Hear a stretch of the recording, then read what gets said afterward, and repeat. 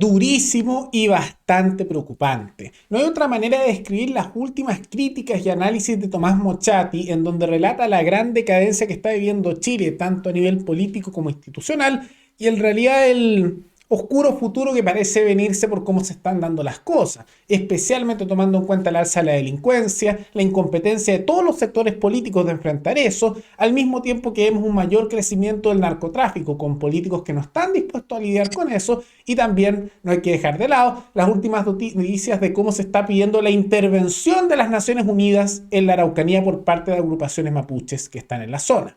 Todo esto lo vemos a continuación.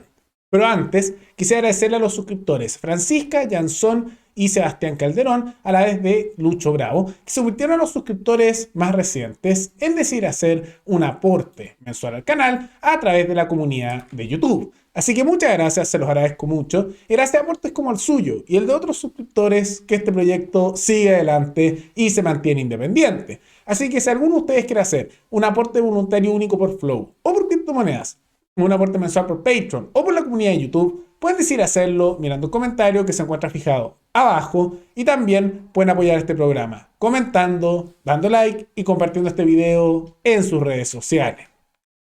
¿Desea el gobierno que se cumplan las leyes? Así se llama la última columna de opinión de Tomás Mochati, en donde hace una durísima crítica a distintos sectores políticos, enfocándose principalmente en el tema que más importa a los chilenos en la actualidad, la seguridad. Y en gran medida hace un relato, una relación de una serie de hipocresías y mentiras que ha hecho el gobierno de Boric, especialmente con sus figuras, tanto la alcaldesa, que hasta hace poco fue noticia, de Santiago y del Partido Comunista, Iracy Hasler, como también la ministra Toá del Interior, que es de centroizquierda, ¿no? Y se muestra cómo en realidad empiezan a dar discursos de cumplir la ley cuando les conviene, de que en realidad empiezan a decir datos que son mentiras, y todo se inventa con un relato para justificar no ser duros, sino perseguir la delincuencia. Ahora, curiosamente, simultáneamente que por gran parte de la población, y especialmente los que están sufriendo las consecuencias día a día de esa delincuencia desatada, que sienten que no son suficientemente duros en el gobierno, por el otro lado, vemos en los sectores de la izquierda más radical que critican al gobierno por ser demasiado duros, ¿no? Entonces, ahí están en un punto intermedio entre ambos lados. Aunque yo tiendo a pensar que en realidad no están siendo lo suficientemente duros al ver la situación del ciudadano común y corriente. Porque sectores políticos podrán encontrar que les falta dureza o que son muy duros, pero para ver la realidad hay que ver qué es lo que ocurre al ciudadano común y corriente. Y lo que vemos es una situación de inseguridad, un aumento en la delincuencia, en la corrupción y también al mismo tiempo de negocios que cada vez más quiebran. Entonces, como vemos esa situación, bueno, vemos que en realidad sí falta mayor dureza con la delincuencia. Y uno de los factores, además de la disonancia cognitiva de los políticos, que como relata Mochati está presente en los dos lados, que se pelean por frasecitas, es que esto es así, esto es asá, tecnicismo, y dejan de lado en gran medida los problemas reales de los ciudadanos de este país, vemos el masivo crecimiento preocupante del narcotráfico. Efectivamente, como relata Mochati, cada vez crece más. Están creciendo las mafias de narcos en distintos barrios, se están tomando ciudades, se están tomando distintas regiones, van creciendo cada vez con más fuerza, de manera sistemática. Y lo que estamos observando es que las instituciones no son capaces de lidiar con eso, incluso en muchos casos son cómplices de ello, y vemos al mismo tiempo cómo la inseguridad va aumentando y se va subordinando a la población a grupos de narcotraficantes. En muchos casos se sospecha que con vínculos a sectores del Estado, y la situación continúa. Especialmente Mochati relata, y eso muestra la decadencia en nuestro país, de sospechosas sentencias, vínculos posibles entre sectores políticos como también jueces y fiscales con sectores del narcotráfico. Todo muy preocupante, que en realidad era esperable, porque esto es ya lo que ocurre en Colombia, es ya lo que ocurre especialmente en México, y en gran medida, como advertimos en este programa hace años, que si no se empezaba con la legalización de las drogas o su despenalización para quitarle el negocio a los narcos antes de que crecieran en gran medida, iba a ocurrir esta situación, porque la guerra contra las drogas en el país que se aplique no se gana.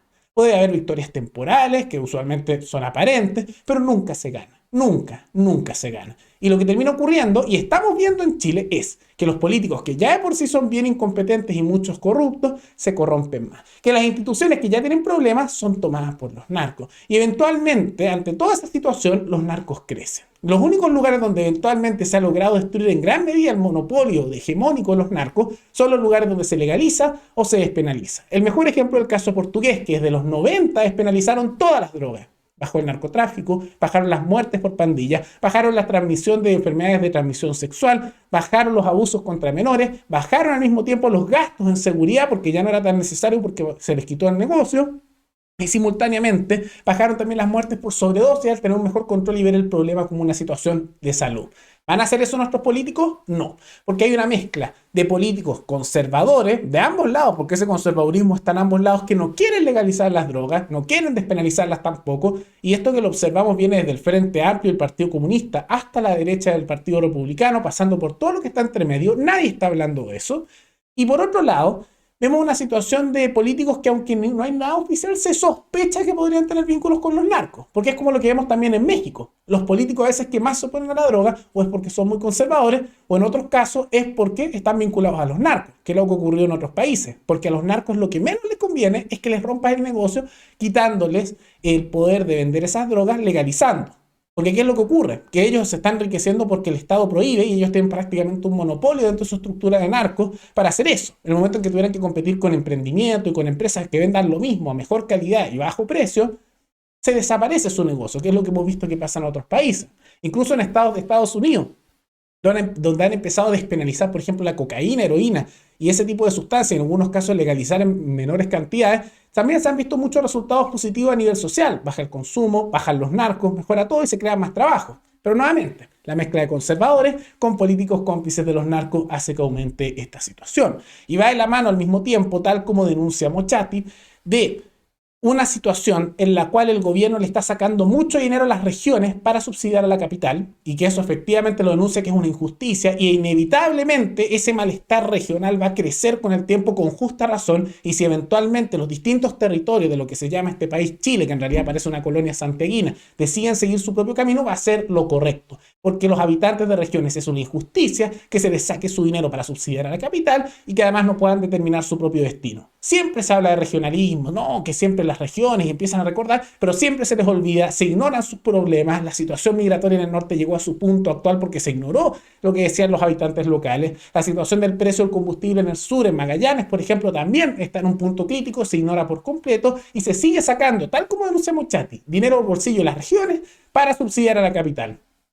Una injusticia, una injusticia. Y es porque en realidad este país que llamamos Chile no es nada más que una estructura para sacarle recursos a las regiones en beneficio de la capital y en algunos casos de Valparaíso. Es una realidad y siempre nuestra historia ha sido así. Pero en medio de todo eso, más allá de todas esas problemáticas, también estamos sufriendo ciertos problemas en que está habiendo intervencionismo internacional. Porque al mismo tiempo que se da toda esta situación y los políticos de ambos sectores rechazan la posibilidad de que la población civil se organice y rechace estos ataques de violencia organizándose de manera voluntaria, porque el Estado suprime eso, pero no suprime los otros ataques, también estamos viendo que se está llamando a otro tipo de poderes políticos, particularmente poderes internacionales, el de la ONU. Y eso se ve en una situación que informó también Biobío hasta hace poco, en la cual comunidades mapuches en la Araucanía están llamando a que la ONU intervenga en Chile para decidir a quién se le dan tierras o no y a quién se le dan subsidios. Todo esto porque esas comunidades mapuches, tal como es costumbre, están exigiendo que les den tierra, que les den más subsidios. Como es la costumbre de que nuestro Estado le saca el dinero a todos nosotros en nuestro bolsillo para darle subsidios a esas comunidades. Así desde hace décadas. Entregando más tierras a lo largo de nuestra historia de la que tenían originalmente si vemos a nivel histórico, pero hay que continuar con los subsidios, ¿no? Hay que seguir dando presupuesto a la CONAI para que subsidie, saque a población ahí no indígena, se la pasa a los indígenas para que ellos después vendan de nuevo las tierras y se repita el ciclo, ¿no? Y dentro de esa estructura, ahora, como el gobierno en unas tierras en particular no están queriendo darlas inmediatamente dentro de eso, aunque eventualmente probablemente las darían, ahora esas comunidades están pidiendo la intervención de la ONU a nivel local para que sea un interventor que medie, o sea, intervenga y decide a quién tienen que darle tierra. Es preocupante porque vemos que ahí está tratando de meterse al poder internacional y en particular vemos que esta es una de las primeras ocasiones que vemos a comunidades mapuches pidiendo que la ONU intervenga directamente en Chile. ¿Para qué? Para conseguir que les den más subsidios y les den más tierra. Sumamente preocupante. La solución para todo esto parece ser evidente, pero no lo van a querer son los políticos nuevamente, como es costumbre, porque les perjudica. Hay que permitir que se den situaciones de democracia participativa a nivel local para que los habitantes locales puedan resolver rápidamente sus problemas y lo puedan decidir. En Suiza se vota 4 veces al año una serie de leyes a nivel de plebiscito y es vinculante por cantón, que es como nuestras regiones. Esto ya hemos visto que es posible en Chile. Se hizo un plebiscito a nivel nacional de apruebo o rechazo. Se hizo un plebiscito, no vinculante, pero plebiscito en la Araucanía para decir si había o no estado de excepción. Es muy realizable. No es que no se pueda, es porque los políticos no quieren. Eso ayudaría mucho. ¿Lo van a hacer? No. ¿Es imposible? No. Entonces, ¿por qué no lo hacen? Porque no les conviene. Al mismo tiempo, se debería permitir que las comunidades locales, los individuos, puedan empoderarse accediendo a medios de defensa, organizándose o permitiendo que pudieran contratar compañías privadas de seguridad para que luchen contra los narcos u otras organizaciones. ¿Eso se puede ahora? No, porque es ilegal. Lo sancionan y ahí el Estado sí se mete enojado sancionando eso. ¿Es imposible en la práctica realizarlo? No, es muy realizable y ejemplo de todo el mundo. ¿Lo van a dejar? No, porque no les conviene a los políticos y por lo tanto perderían poder. La autonomía de las regiones probablemente es la única manera en que van a poder solucionar sus problemas, porque como ya se ha visto en más de 200 años de historia, y ya se ve incluso en la actualidad de todos los sectores políticos, el centralismo es tal que se van a ignorar por completo los problemas regionales, sin importar lo graves que sean, incluso si mueren personas, mientras no afecten los intereses de la casta política que especialmente se encuentra en Santiago. El camino es la autonomía, y si por esa autonomía los territorios locales deciden eventualmente seguir su propio camino, bien por ellos, porque sería lo correcto tomando en cuenta la situación en que estamos viviendo de excesiva decadencia. Y si lo notan, los problemas que vivimos no son por culpa de los ciudadanos de este país, es de nuestros políticos. E incluso ahora, tal como dice Mochati, políticos de izquierda y derecha desconectados de la realidad discutiendo en peleas chicas, mientras la gente en el día a día se muere, la asaltan, vive en miedo y además le siguen sacando su dinero del bolsillo para dárselo o a la capital o a los políticos. Nefasto. ¿Pero qué les parece esta situación? ¿Qué les parece lo que ocurre? Y también este llamado a intervención de las Naciones Unidas. ¿Son las soluciones que hemos mencionado en este programa las correctas o el camino va por otra parte? Todo eso coméntenlo abajo. Y recuerden que pueden recomendar algún tema, alguna noticia, tanto de Chile como de otros países, para otro video. Nos veremos en el siguiente programa. Hasta luego.